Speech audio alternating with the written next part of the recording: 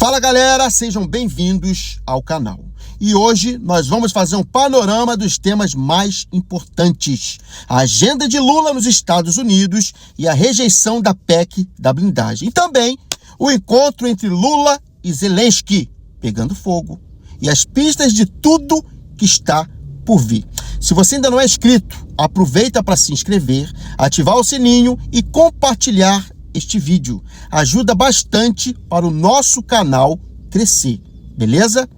Então, o presidente Lula está em Nova York, participando da 80ª Assembleia Geral da ONU. Ele compõe uma agenda intensa, que destaca dois eixos principais: diplomacia para fortalecer posicionamentos internacionais e também a atuação estratégica para a COP30, que será em Belém, aqui no Brasil, é claro. Ele vai co-presidir encontros sobre mudança climática, além de participar de eventos multilaterais sobre o tema, em defesa da democracia e contra o extremismo. Eu penso que essa reunião da ONU, ela tem uma importância muito gratificante para o Brasil. Primeiro porque nós queríamos reforçar no discurso que fizemos na ONU a ideia do multilateralismo, a ideia da democracia e reforçar a nossa COP30, sabe, em Belém, na Amazônia, no mês de novembro. E além de poder ter feito um discurso que levantava esses temas, eu tive uma outra satisfação de ter um encontro com o presidente Trump. Aquilo que parecia impossível, deixou de ser impossível e aconteceu. E eu fiquei feliz quando ele disse na COP que pintou uma química boa entre nós. Como eu acho que a relação humana é 80% química e 20% emoção, eu acho que é muito importante essa relação e eu torço para que dê certo, porque Brasil e Estados Unidos são as duas maiores democracias do continente. Nós temos muitos interesses empresariais, nós temos muitos interesses industriais, nós temos muitos interesses tecnológicos e científicos, nós temos muito interesse no debate sobre a questão digital e a inteligência artificial, nós temos muito interesse na questão comercial. Portanto, se nós somos as duas maiores economias e os dois maiores países do continente, não há porquê que Brasil e Estados Unidos vivam em momentos de conflito. Eu fiz questão de dizer ao presidente Trump que nós temos muito o que conversar, tem muitos interesses dos dois países em jogo, tem muita coisa para discutir sobre, sabe, a necessidade da gente garantir a paz do planeta Terra, e eu fiquei satisfeito quando ele disse que é possível a gente conversar e quem sabe dentro de algum dia a gente possa se encontrar e fazer uma pauta positiva entre Estados Unidos e Brasil e Estados Unidos. É isso que eu quero e eu acho que é isso que ele deve querer também. Eu, na minha relação com o chefe de Estado, a coisa que eu mais respeito é que o chefe de Estado, se ele foi eleito pelo seu povo, eu não quero saber ideologicamente se ele gosta ou não gosta de mim, se ele professa a mesma ideologia que eu. Isso nunca está em jogo na minha relação com o chefe de Estado. E não quero que esteja em jogo na relação das pessoas comigo. O que importa para mim é que a pessoa sendo eleita, a pessoa merece o meu respeito como chefe de Estado brasileiro na relação sobre os assuntos que interessam ao Brasil e aos Estados Unidos. Todo mundo sabe da minha tenacidade de comportamento na questão de encontrar paz. Eu não consigo entender por que o mundo, sabe, quer destruir quando nós precisamos construir. Não é normal o que está acontecendo na Rússia e na Ucrânia, não é normal o que está acontecendo em Gaza, não é normal a quantidade de conflito que nós temos, que é o maior número desde 1945, do fim da Guerra Mundial.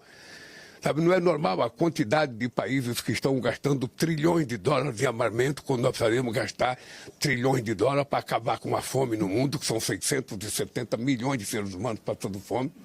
Não é normal a quantidade da desigualdade que ainda existe no planeta, desigualdade de gênero, desigualdade de raça, desigualdade de comida, desigualdade de oportunidade.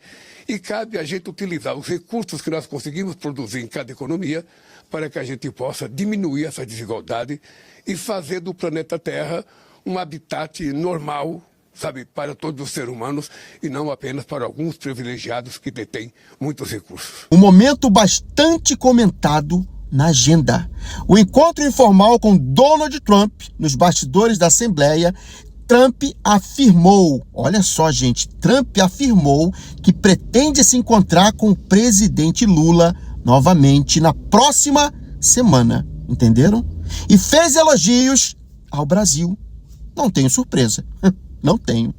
Também há relatos de que empresários brasileiros agiram nos Estados Unidos para suavizar tensões diplomáticas entre os países.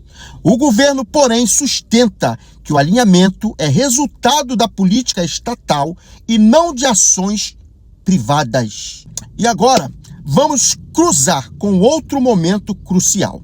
O Brasil aparece nessa agenda internacional não só como coadjuvante, mas também como possível articulador. E isso se liga diretamente ao próximo bloco, sobre a guerra na Ucrânia. Durante os encontros na ONU, Lula teve uma reunião bilateral com o presidente da Ucrânia, Volodymyr Zelensky, que logo depois deu uma entrevista. Segundo informações, o diálogo durou cerca de 1 hora e Zelensky afirmou que é o primeiro papo mais detalhado entre os dois em anos. Perceberam? Zelensky disse que Lula assegurou que fará o possível para aproximar caminhos pela paz na Ucrânia e também agradeceu o posicionamento claro do líder brasileiro em favor de um cessar-fogo, gente. No comunicado oficial do Planalto, Lula rejeitou que não vê uma saída militar para o conflito. Defendeu que o entendimento inicial sobre cessar-fogo seja o ponto de partida para a negociação e que é preciso maior participação da ONU para mediar. Esse é o nosso presidente, né? Esse episódio dá mais peso à imagem do Brasil como possível interlocutor diplomático. Mas, claro, há muitos desafios práticos para que essa influência se transforme em ação real. E agora, voltemos ao Brasil, onde o cenário político ferve. Um dos assuntos mais debatidos é a chamada PEC da blindagem, também conhecida como PEC da impunidade. E tem outros nomes, que a gente não está aqui para falar todos, que propõem que parlamentares só possam ser processados criminalmente com autorização prévia do seu próprio colegiado ou do seu próprio colega, por votação, e com voto secreto. E hoje, a Comissão de Constituição e Justiça do Senado, a CCJ, rejeitou a PEC por votação unânime. Todos os senadores presentes foram contra. Isso marca um revés frontal ao texto que vinha da Câmara. O presidente do Senado, Davi Alcolumbre, anunciou que vai arquivar a PEC, que não a levará ao plenário. Perceberam? Perderam.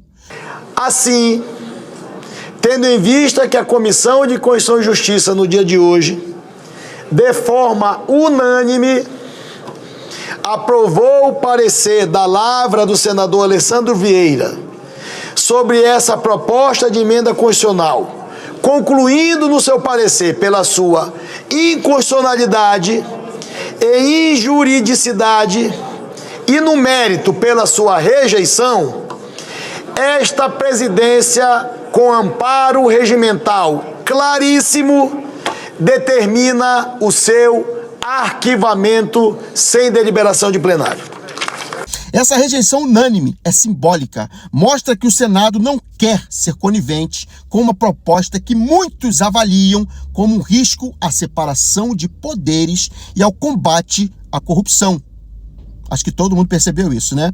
Mas atenção, propostas de blindagem em versões modificadas ou disfarçadas podem reaparecer. E a forma como a base aliada reagirá será decisiva. Além da PEC da blindagem, alguns movimentos do dia merecem destaque. Fiquem ligados, estou aqui para isso. Na CCJ também foi rejeitada outra PEC relacionada, que exigia autorização da Casa Legislativa para ação penal contra parlamentares. Parte do mesmo pacote de blindagem. Vamos ficar atento, vamos ficar? O governo quer encerrar esse ciclo de polêmicas rapidamente, levando o parecer ao plenário ainda hoje. Gente, eles estão trabalhando muito, muito. Em termos diplomáticos e climáticos, a articulação internacional de Lula pode render visibilidade, especialmente se conseguir alianças concretas para a COP30. Gente, tá ficando bonito demais. A relação com os Estados Unidos e o gesto com Trump entram nessa equação. Resultados práticos nessa esfera podem repercutir internamente e também na economia. Fique de olho nos posicionamentos dos partidos da base e também da oposição. Se houver dissidências, o jogo muda. Também olhe as redes, mobilizações sociais e manifestações. Elas têm poder de influenciar o ambiente político. Tanto que influenciou, tá, gente? Então é isso, galera. Por hoje é só. Se não me segue ainda, aproveita, porque estamos aqui para deixar todo mundo antenado.